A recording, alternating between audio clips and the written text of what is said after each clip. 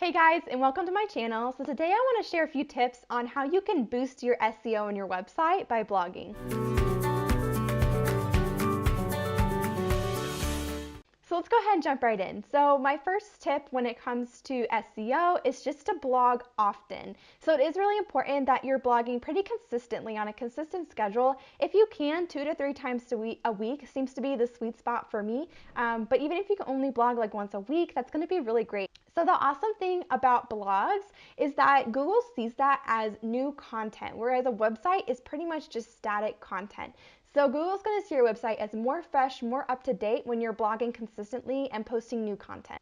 However, when you're posting this content, you want to make sure that it's relevant, that it's really valuable, and especially that it's valuable to your ideal client. And whatever your business is, you need to make sure you have that in the back of your mind as you're creating and publishing these blog posts. So you want to think of the idea as when someone comes onto your blog post, you want the content to be so valuable that they keep reading and that they stay on your blog post. Because if you're having a lot of bouncing, which is when someone clicks on your blog post and they click off immediately because it's like not what they were expecting, it's not really like valuable to them, then that's going to not help your SEO at all. So it's really important that the content is actually valuable and really helpful to whoever would be reading that content. So for example, I am a wedding photographer, so if I wrote a blog post on how to choose your wedding photographer or something really similar, and someone clicked onto that blog post and it was just talking all about me and why I'm the best, that's not really helping them with how to actually choose a wedding photographer, because I'm not actually the best wedding photographer for every single bride. Every bride's looking for something different. So it's really important to actually explain, here are some things that would be really helpful to you, helpful for you to know as far as styles, as far as personality, and making sure that it's actually helpful content to a bride clicking on that blog post, because she'll stay and she'll read it longer. So that's what I talk about when I talk about it needs to be valuable content. So just think about your business and your ideal client and who they are, and when they click onto that blog post, what's going to be really valuable for them. For example, I also do a lot of educational videos like this one for small creative business owners. So another example of making sure your content is valuable, for example, I'm talking about SEO and how to boost your SEO. If you clicked onto my blog post about how to boost your SEO and it just gave like maybe one tip and just said, just make sure you're blogging. And that's basically all it was saying, and it really wasn't giving any helpful content. First of all, when Google crawls your content, which we'll talk about later, it's going to know that you're not really talking about much, you're not really giving much value, and when people click on it, your bounce rate is going to be really high because people are probably going to click right off because you're not really giving any helpful information. So besides just helping with Google, it's a good idea to just make sure your blog posts are valuable, because when your ideal clients learn on them, you want them to be convinced that you are the expert in whatever you do, that you know what you're doing, you're really credible, and it's just really going to help with that in your business. All right, so when you are blogging, it is important to use like keywords and phrases that you want to rank for in your post, but you don't want to do this in a spammy way. You don't want to just keyword stuff, which is just adding the same keyword over and over in every different place in your blog, because Google's going to see that as spammy. Because if you just have, for example, say you're a wedding venue in Ohio and you want to rank for, when someone types in wedding venues in Ohio, you want to rank for that search. It's really important that you don't just title your blog post wedding venue in Ohio, and then the URL is wedding venue in Ohio, and then the title of each picture in the blog is wedding venue in Ohio, because that's going to seem super spammy, like you're just trying to rank for that keyword. And Google kind of is smart. They're going to kind of know that something is going on. So it's really important that you don't just keyword stuff and add a bunch of keywords. So I know I just mentioned probably a bunch of things. You're like, what in the world was that? Like all the titles and URLs and everything. So that's where you do want to put the relevant keywords, and you want to mix it up. So if you are trying to rank for like a wedding venue in Ohio, you could title your post popular wedding venues in Ohio. And then you could title one a wedding venue in Columbus, Ohio, or something similar. And really with titles and especially alt text, that's another component of each image in your posts. So each image will have a title and it will have alt text. So the title, you can be a little bit more broad. You can say something like wedding venues in Ohio, Columbus wedding venues, stuff like that, different variations of that. So it's not the same thing over and over. However, with alt text, it's especially important. This is more of a descriptor of whatever the photo is. So you don't really want to keyword stuff here. So basically, let's say that it's a wedding venue photo in this post. of a greenhouse wedding venue. So what you want to put for the alt text, you don't really want it to have anything to do with Ohio wedding venue. You want it to be a descriptor of the photo, because when Google crawls your website, which we'll talk about at the end, when it does that, it's using the alt text to figure out what this photo even is. So think about, like, if someone couldn't read, or someone couldn't opposite. If someone couldn't visually see the photo for themselves and they just had to read the alt text to know what the photo even is, that's what you want your alt text to be. So let's say this photo of a greenhouse wedding venue. It's like this greenhouse where they host weddings. The alt text is going to be something like an outdoor greenhouse with weddings and in the summertime with green grass and sunshine, or something like that.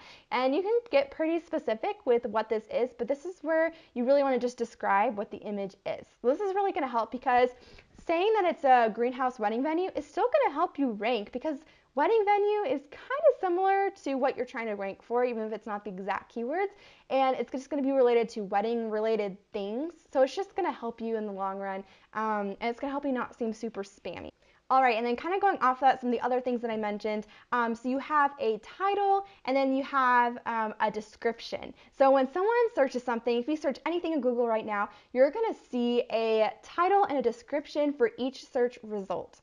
And with this, you want to download something like Yoast SEO, and that will change what your title and your description is for when someone is searching something and when Google crawls the site. So that means that this could be different from whatever the title is showing up when someone clicks on the blog post, which can be super, super helpful. So for example, if I have a wedding, say a wedding I photographed, and I wanted to write a blog post about it, if I wrote a blog post about it and I wanted to name it just the couple's name, such as Joseph and Samantha, if I name my blog post that, I can actually change the title for when it shows up on a Google search result with Yoast SEO. So instead of, because no one's going to search Joseph and Samantha's wedding, like people aren't going to find you that way for what you do. So instead, I want to name that blog post a pastel spring wedding at blank venue in Columbus, Ohio, because I am a wedding photographer in Ohio and Columbus, and I want to rank more for that. So,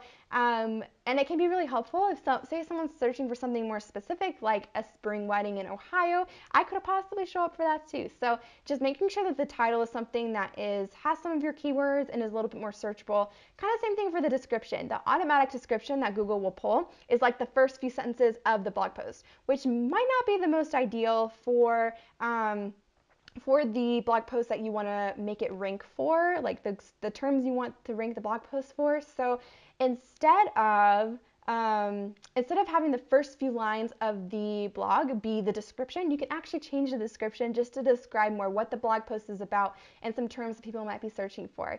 If you notice too, when you search for something, whatever keywords that you typed in the search bar, it kind of bolds those in the description. So making sure you have those terms you want to search for be bold, because if there's more bold in the description, I know I'm more likely to go click on that search result if I know, like, oh, it probably has a lot of what I'm talking about or what I'm wanting to find from the search result. All right, like one more thing I want to mention is just making sure you mention some of your keywords in the paragraph or like the body of your text of your blog post. So just mention it a few times.